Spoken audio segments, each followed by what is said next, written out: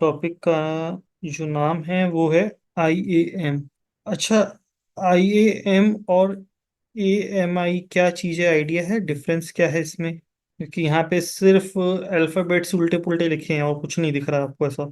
IAM होता है तो जो हमारे क्राउड के रूट एडमिनिस्ट्रेटर होंगे हम्म। वो एक आईएएम रोल क्रिएट कर सकते हैं जिसमें वो उस पर्टिकुलर पर्सन को जिन जिन सर्विसेज का एक्सेस देना है हम्म। सिर्फ वो उसको अलाउ करके उनको अकाउंट फॉरवर्ड करेंगे।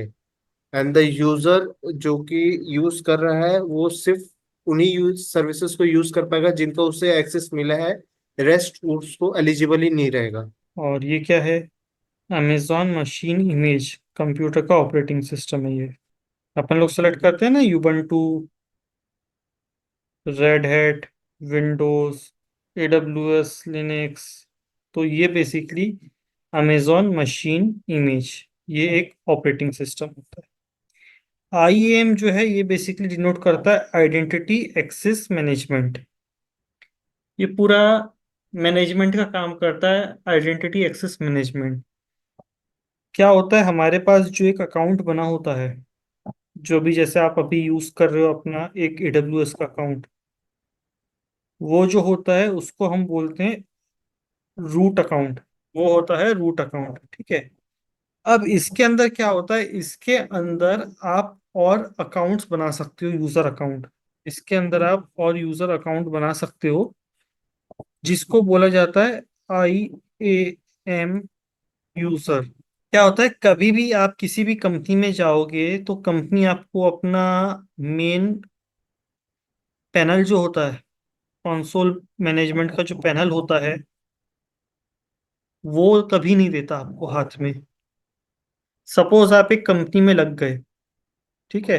आप सपोज माइक्रोसॉफ्ट के अंदर लग गए और क्लाउड का काम कर रहे हो, तो कंपनी कभी आपको रूट अकाउंट नहीं देगी हाथ में काम करने के लिए। तो कंपनी क्या करेगी, अपने अंडर में एक अकाउंट क्रिएट करेगी, जिसको बोला जाएगा IAM, identity access management user. और कंपनी आपको इस अकाउंट का ID, पासवर्ड और अदर डिटेल्स जो होती है वो देगी। तो आप इस अकाउंट के थ्रू लॉग इन करके काम कर सकते हो। बट यहाँ पे भी जो IAM यूजर बनता है बेसिकली, जो आपका IAM यूजर होता है स्टार्टिंग में, इसको बोलते हैं डमी यूजर। जो भी IAM यूजर बनता है उसको पहले आप डमी यूजर बोलते हो, बिकॉज ये लॉग इन तो कर सकता है लेकिन इसके पास परमिशन नहीं है, तो ये कोई वर्क नहीं कर सकता। IAM यूजर लॉग इन करने के बाद कोई वर्क नहीं कर सकता क्योंकि इसको कोई भी परमिशन नहीं मिली है। अगर मैं, मेरे अंडर में अगर एक अकाउंट बना है, सपोज मेरे अंडर पे मैंने एक IAM यूजर बनाया जिसको नाम दिया आयुष। तो अगर मैं चाहता हूं कि आयुष EC2 पे काम कर सके तो मेरे को इसको परमिशन देनी पड़ेगी EC2 की। EC2 full access, connect, direct connect, ये सभी टाइप की परमिशन देनी पड़ेगी। जब तक मैं आपको ये परमिशन नहीं दूंगा आप कोई काम नहीं कर सकते। तो इसलिए जो नया IAM यूजर बनता है पहले उसको बोला जाता है डमी यूजर, क्योंकि उसके पास कोई परमिशन नहीं है काम करने की। जब उसको परमिशन दे दी जाती है तब वो पर्सन काम कर सकता है। अब एक छोटा सा एग्जाम्पल लेके समझते हैं इसके बारे में। यहाँ पे एक कंपनी है, इस कंपनी के अंदर टोटल 10 लोग हैं। 10 में से 4 जो हैं वो हैं सॉफ्टवेयर डेवलपर, 4 हैं क्लाउड इंजीनियर, एक डेटाबेस एडमिन है, और एक है डेवऑप्स इंजीनियर। तो इस कंपनी में टोटल 10 लोग हैं। तो क्या हर पर्सन को एक सिमिलर अकाउंट दिया जाता है क्या, रूट अकाउंट? रूट अकाउंट कभी नहीं दिया जाएगा। इनके लिए IAM यूजर्स बनते हैं और वो अकाउंट दिए जाएंगे। अब आईएम यूजर्स में जैसे मैं बोला, स्टार्टिंग में जो बनते हैं वो डमी अकाउंट रहते हैं, क्योंकि कोई भी परमिशन होती नहीं है उनके पास। तो अब जैसे ये चार सॉफ्टवेयर डेवलपर हैं, चार सॉफ्टवेयर डेवलपर हैं सपोज, इन लोगों को काम करना है EC2 पे। तो EC2 का फुल एक्सेस दिया जाएगा और Yes, S3 बकेट का फुल एक्सेस दिया जाएगा। तो ये लोग EC2 और S3 पे काम कर सकते हैं। इसी तरीके से क्लाउड इंजीनियर को EC2 full access, S3, RDS, ऐसे पांच छह सर्विस की रिक्वायरमेंट होगी। तो क्लाउड इंजीनियर को सब दे दिया जाएगा। अब डेटाबेस एडमिनिस्ट्रेटर है, तो इसको EC2, S3, RDS इस टाइप की सर्विस दी जाएगी। डेवऑप्स इंजीनियर है, तो इसको इसके लेवल की सर्विस दी जाएगी। मतलब हर पर्सन को एक परमिशन दी गई कि भैया आप ये काम कर सकते हो। तो इसके लिए बेसिकली यूजर्स बनते हैं। उन यूजर्स को बोला जाता है IAM यूजर्स। IAM यूजर्स, ठीक है। अब इसके बाद क्या होता है, यूजर्स के बाद बनते हैं यूजर ग्रुप। ये क्या होते हैं, मल्टीपल यूजर्स के ग्रुप होते हैं। मल्टीपल यूजर्स के ग्रुप होते हैं। सपोज मेरी कंपनी में चार पाइथन डेवलपर हैं, तो परमिशन तो मेरे को चारों को सेम ही देनी है कि अलग अलग देंगे परमिशन? सेम परमिशन दी जाएगी, ठीक है। तो अब मेरे पास जो चार पाइथन डेवलपर हैं, उन सबको मैं जान रहा हूँ कि EC2 पे काम करना है, EBS पे काम करना है, S3 पे काम करना है एंड RDS पे काम करना है, ठीक है। ये चार चीजों पे काम करना है मेरे चारों पाइथन डेवलपर को। मतलब सेम परमिशन ही सबको देनी है। तो हर एक इंडिविजुअल पर्सन को परमिशन देने की जगह मैं क्या करूंगा, चार यूजर्स बनाऊंगा और इनका एक ग्रुप बना दूंगा, किस नाम से, पाइथन डेवलपर्स नाम से। और इन चारों लोग को सेपरेटली परमिशन देने की जगह मैं ये परमिशन, सारी परमिशन जो है एक पर्टिकुलर ग्रुप को दे दूंगा, पाइथन डेवलपर ग्रुप को। तो जैसे ही मैंने परमिशन पाइथन डेवलपर ग्रुप को दी, तो चारों यूजर जो इसमें हैं, चारों को वो परमिशन मिल जाएगी। अब चारों लोग काम कर सकते हैं। तो इस तरीके का कई बार ग्रुपिंग करना पड़ता है, परमिशन देनी पड़ती है, तो हम उसको एक पर्टिकुलर ग्रुप बना देते हैं। तो उसको बोलते हैं यूजर ग्रुप। अब आपको थोड़ा सा प्रैक्टिकल दिखा देते हैं क्या चीज़ है और कैसा है। तो हमको बेसिकली IAM पे काम करना है, आइडेंटिटी एंड एक्सेस मैनेजमेंट। तो यहाँ पे हम लिखेंगे IAM एंड यहाँ पे IAM पे सेलेक्ट कर लिए। अब यहाँ पे डिटेल है। अभी बोल रहा है भैया आपके पास कोई यूजर नहीं है, कोई यूजर ग्रुप नहीं है। मेरे को यहाँ पे दो यूजर बनाने हैं, आयुष और दीपेश, दो इंडिविजुअल यूजर्स बनाने हैं। मैं क्या करता हूँ, मैं जाता हूँ यूजर्स पे और क्रिएट यूजर पे पहला यूजर बनाऊंगा, Ayush. Provide user access to AWS management console, हाँ कर देता हूँ उसको। I want to create an IAM user, ये सेलेक्ट कर दिए। अब इसके बाद एक ऑप्शन आ रहा है console password, auto generated password and custom password. कई बार देखना, आप जब अकाउंट बनाते हो किसी चीज के ऊपर, किसी वेबसाइट के ऊपर, तो वो आपसे यूजर नेम मांगता है, पासवर्ड नहीं मांगता। जैसे ही आप रजिस्टर करोगे, वो एक सडनली आपको रैंडम पासवर्ड मेल पे भेज देगा। तो वो क्यों होता है, क्योंकि वो ये ऑटो जनरेटेड पासवर्ड पे आता है। मैं कस्टम पासवर्ड रख रहा हूँ, तो मैं क्या करता हूँ, AYUSH आयुष 1234, आयुष 1234 नाम से दे दिया पासवर्ड, ठीक है। अब इसके बाद आता है ये user must create a new password at next sign in recommended. आप देखना, अगर आप विंडोज सर्वर वगैरह यूज करते होगे, कभी विंडोज सर्वर यूज किए होगे, तो जैसे ही आपका सिस्टम फॉर्मेट हुआ, लॉगिन करने बोला, लॉगिन करते ही सबसे पहले आपको बोलेगा प्लीज चेंज योर पासवर्ड। तो वो प्लीज चेंज योर पासवर्ड इसलिए बोलेगा क्योंकि उसमें ये वाली सर्विस जो है वो अनेबल्ड रहती है, user must create a new password at next sign in. अगर ये ये सिलेक्टेड रहेगा, तो जैसे ही आप लॉगिन करोगे अपने अकाउंट पे वैसे ही आपको बोलेगा पासवर्ड चेंज करने के लिए। अगर आप चाहते हो सामने वाला तुरंत लॉगिन होते ही पासवर्ड चेंज करे, तब तो इसको ऑन रखो, नहीं तो इसको कर दो बंद। अब ये पासवर्ड नहीं मांगेगा चेंज करने के लिए लॉगिन करते समय। अब नेक्स्ट। अब बोल रहा है पासवर्ड पॉलिसी नहीं है, तो चलो आयुष @1234 अब हो जाएगी। नेक्स्ट। अभी मैं इसको एज ए डमी अकाउंट बनाता हूँ, कोई परमिशन नहीं दूंगा। नेक्स्ट। कुछ नहीं। Create user. जैसे ही यूजर क्रिएट होता है ना, तो सबसे पहला काम आपको करना है कि ये डिटेल आपको दोबारा नहीं मिलेगी, तो इसलिए इस डिटेल को डाउनलोड कर लो। Download dot CSV file. अब ये फाइल डाउनलोड हो गई। ठीक है। अब चले जाओ यूजर पे। अब देखो एक यूजर बन गया। करेंटली एक यूजर बन गया।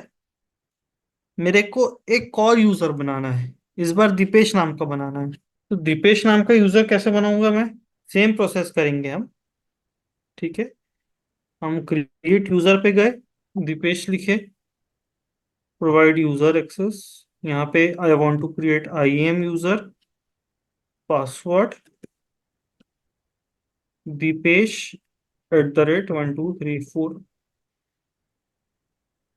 यहाँ से इसको हटा दी, यूजर मस्ट साइन इन वाला। नेक्स्ट पे गए। इसको भी अभी डमी अकाउंट बना रहे हैं, इसको भी कोई परमिशन नहीं दे रहे। और क्रिएट कर दिए यूजर, और ये फाइल डाउनलोड कर दी।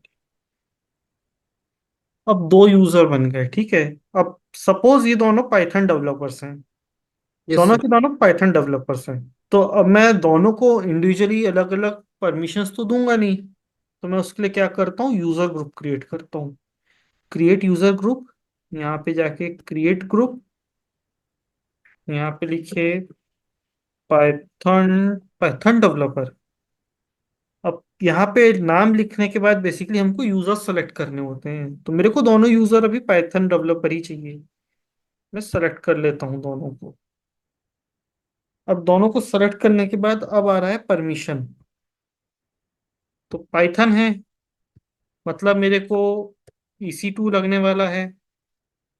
तो EC2 का फुल एक्सेस देते हैं। और यहाँ पे और भी अपन कनेक्ट देंगे सर्विस, जैसे कनेक्ट करते हैं।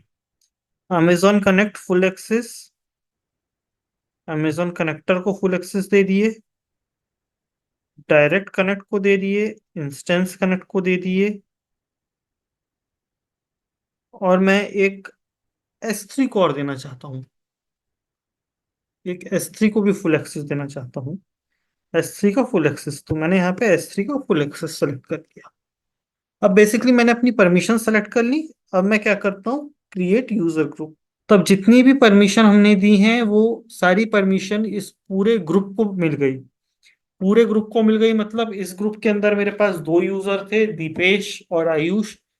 तो जितनी यस भी सर। मैंने परमिशन दी है इस ग्रुप को, दोनों लोग को सारी परमिशंस मिल गई हैं। ठीक है। तो यस इस सर। तरीके से बनता है ग्रुप।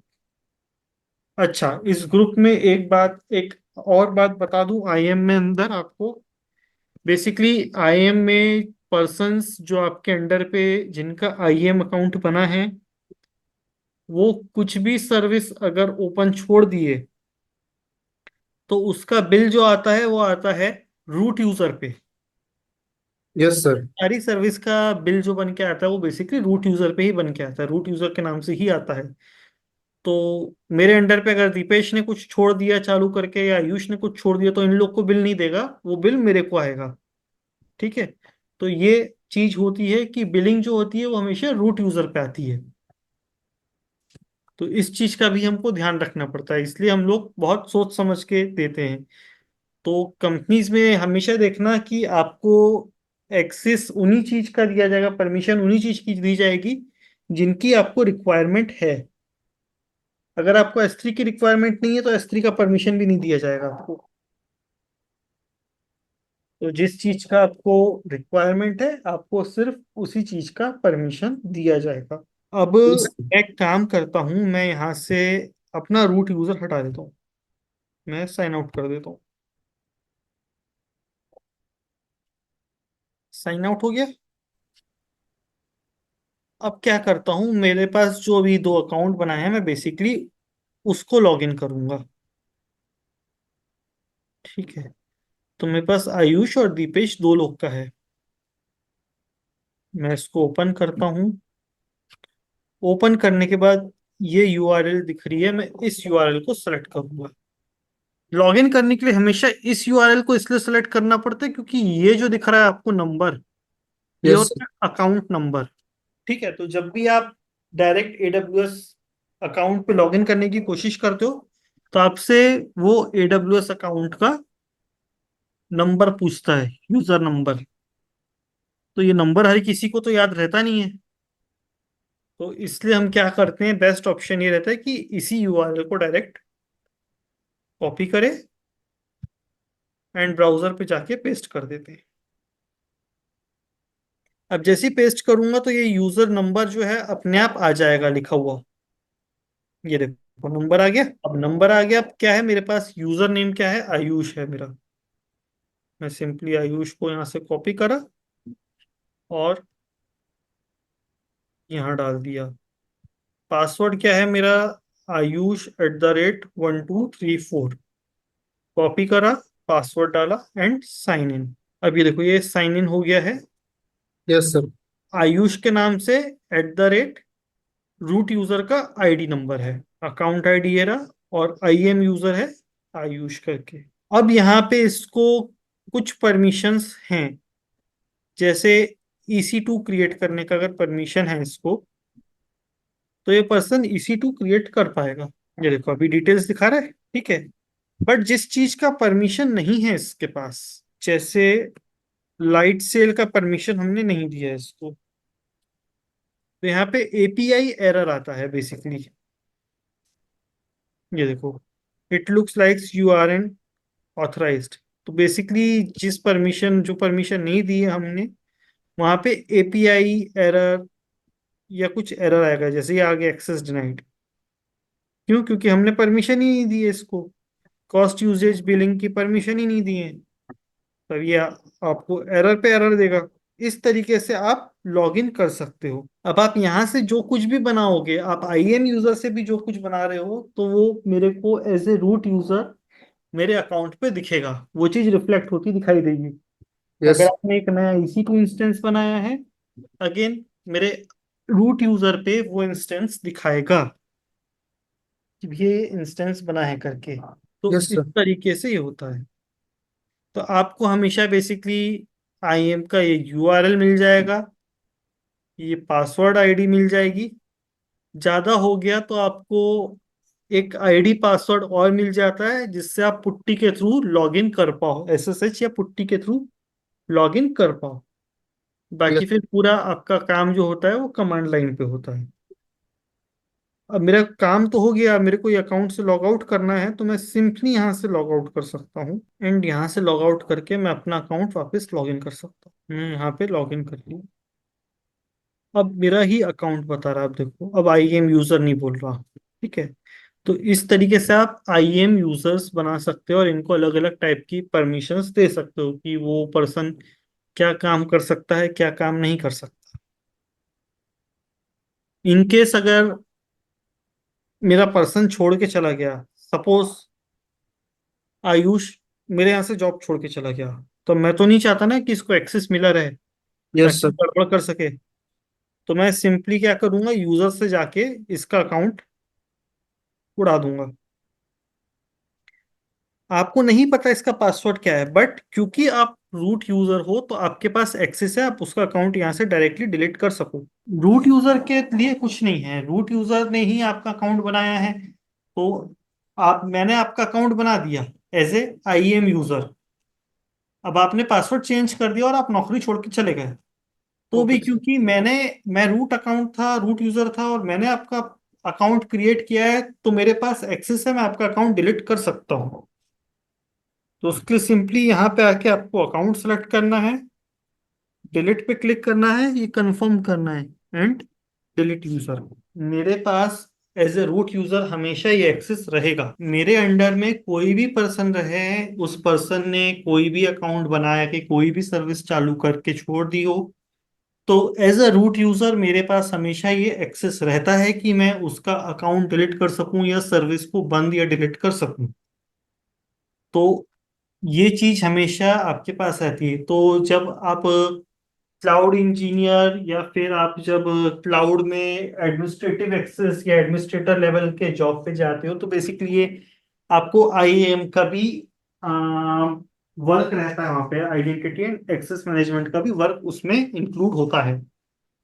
ठीक है। तो इस तरीके से आप identity and access management user को कर सकते हैं। तो बेसिकली होता क्या है ना कि हमारे पास बहुत बार ऐसी सिचुएशन होती है कि पर्सन छोड़ के चला गया है, कुछ इस टाइप का इशू रहता है। तो हमेशा आपको याद रहना चाहिए कि आईएम यूजर एक इम्पॉर्टेंट रोल प्ले करता है आपके लिए। IAM identity and access management की सर्विस एक इम्पॉर्टेंट रोल प्ले करती है आपके लिए। और आपके रूट अकाउंट के अंदर में कोई भी आईएम यूजर कुछ भी किया हो तो आपके पास एक्सेस रहता है, आप उसको स्टॉप या डिलीट कर सको। सपोज आप मेरे अंडर में हो, आपने एक EC2 अकाउंट चलाया और EC2 इंस्टेंस चलाया और चल निकल गए, भूल गए, तब बिल तो अब मेरे नाम से आएगा ना। तो मैं क्या कर सकता हूँ, बेसिकली मैं अकाउंट से अपने लॉगिन करके मैं वहां से चेक कर सकता हूँ कि क्या क्या सर्विसेज चल रही है, एंड वो सर्विसेज मैं डिलीट कर सकता हूँ किसी भी आईएम यूजर के बिहाफ पे। ये पार्ट होता है आईएम का। और कुछ भी सर्विस होती है आईएम में, कुछ कुछ फैसिलिटीज और होती हैं, अपन आगे जैसे जैसे बढ़ेंगे तो वैसे वैसे देखते जाएंगे। ठीक है। तो ये था हमारा आईएम। अब आईएम यूजर के बाद आपने बीन स्टॉक, लाइट सेल, इनके बारे में पढ़ा है कुछ? तो बेसिकली ये सब अलग अलग टाइप की सर्विसेज होती हैं। ठीक है। और इन पे आप अलग अलग लेवल पे अलग अलग अच्छी तरीके से काम कर सकते हो। सपोज जैसे अभी हमने कुछ दिन बनाया था वर्डप्रेस की साइट। ठीक है। वो हमने बनाई थी EC2 इंस्टेंस पे। हमने एक सेपरेटली EC2 इंस्टेंस चालू किया, देन हमने उसके ऊपर सब सेटअप किया, एंड देन हमने एक वेबसाइट को लॉन्च किया यस सर। वर्डप्रेस की। तो वो जो था वो एक नॉर्मल EC2 इंस्टेंस के थ्रू आपने सब चीज किया था। ठीक है। तो वो प्रोसेस जो था वो होता था मोनोलिथिक पे। मोनोलिथिक मतलब एक सिंगल सर्वर पे सभी चीजें हैं, आपका सोर्स कोड भी उसी पे है, फ्रंट एंड बैक एंड भी आपका उसी पे है, डेटाबेस भी उसी पे, सब चीज एक ही जगह पे है। अब हम क्या कर सकते हैं, हम अलग अलग सर्विसेज यूज करते हैं। तो हम लाइट सेल के थ्रू भी एक वर्डप्रेस की साइट होस्ट कर सकते हैं। वर्डप्रेस की साइट होस्ट कर सकते हैं। लाइट सेल के साथ ये होता है कि लाइट सेल एक ऐसा समझो कि VPS है, वर्चुअल प्राइवेट सर्वर है। तो एक पर्टिकुलर आपको मशीन मिल जाता है। ठीक है। एक्सेस मिल जाता है मशीन पे। वो एक इंडिविजुअल आपका सर्वर हो गया सेपरेट, आप पूरा एक्सेस कर सकते हो उस पे। चीजें आपको इंस्टॉल करना है, चीज अनइंस्टॉल करना है, आप सब चीजें कर सकते हो उसके ऊपर। Yes sir. और वो VPS सर्वर्स जो होते हैं बेसिकली बहुत सारी कंपनीज देती है ये सर्विस। बट मेनली कौन देते हैं, जो डोमेन प्रोवाइडर्स रहते हैं, like GoDaddy, Big Rock, Hostinger, HostGator, इस टाइप के जो हैं ये भी VPS सर्विस या VPS होस्टिंग प्रोवाइड करते हैं। तो इस पे आपको पूरा एक मशीन एक्सेस मिल जाएगा, आप सारा काम इस पे कर सकते। बट कुछ डिफरेंस होता है VPS पे और नॉर्मल EC2 पे, जिसकी वजह से लोग EC2 पे ज्यादा प्रेफर करते हैं। VPS पे क्या होगा कि आपने इनिशियली लेवल पे एक सेट कर लिया सर्वर। ठीक है। और उसको आपने ऑपरेटिंग सिस्टम दे दिया है, सपोज करो विंडोज। ठीक है। इनिशियली आपने एक सर्वर डिजाइन कर लिया और उसको आपने दे दिया है विंडोज ऑपरेटिंग सिस्टम। तो अब क्या होगा, अब आप उसको लिनक्स में कन्वर्ट नहीं कर सकते। आपको एक सर्वर मिल गया, आपका फाइनल डिसीजन था विंडोज, आपको मिल गया विंडोज। अब आप उसको चेंज करके लिनक्स नहीं कर सकते, ठीक है। तो फर्स्ट आपको एक ही बार ऑप्शन मिलता है ओएस सेट करने का, आपने सेट करके ले लिया, परचेज कर लिया, विंडोज वीपीएस परचेज कर लिया। अब आपके पास कोई ऑप्शन नहीं है कि उसको लिनक्स पे कन्वर्ट कर लो। बट EC2 पे क्या रहता है कि EC2 पे पूरा एक्सेस आपको, क्लाउड पे पूरा एक्सेस है। तो अगर आपका विंडोज पे चल रहा है, आपको माइग्रेट करना है लिनक्स पे, सिंपली आप एक लिनक्स का EC2 बनाओ, पूरा डेटा उठा के माइग्रेट करो लिनक्स पे, एंड विंडोज को बंद करो, गेम ओवर। तो ये भी एक बहुत बड़ा फायदा है कि आप ओएस अपने हिसाब से सेट कर सकते हो। इसके अलावा आप हर तरह की सर्विसेज जो EC2 पे लेना चाहते हो, आप हर तरह की सर्विसेज ले सकते हो EC2 पे। ये चीज आपको VPS पे नहीं मिलती। प्लस लाइट सेल जब होता है, लाइट सेल पे आप जब चलाते हो, तो लाइट सेल भी एक तरीके का VPS ही है। वो भी आपको ये सर्विस सर्विस एक ही बार देगा कि भैया एक मशीन बना लो और फाइनली डिसाइड कर लो कौन सी मशीन है आपकी, विंडोज है कि लिनक्स है।